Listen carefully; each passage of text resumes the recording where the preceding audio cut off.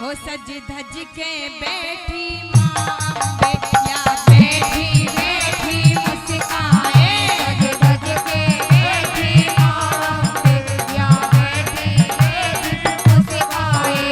चलो नजर उतारे मैया की हो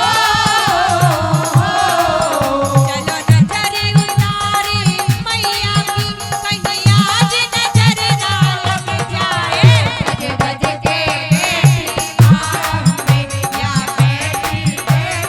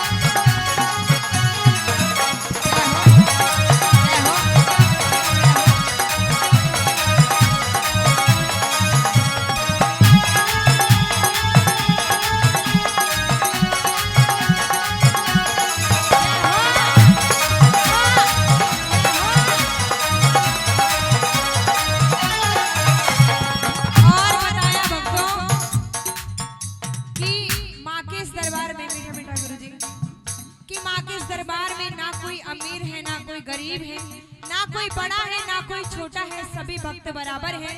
और भक्त भी क्या कहता है माँ भगवती से कि मैं भी आपको सच्चे दिल से मानता हूँ। और क्या कहता है आखिरी बात में कैसे लिखा,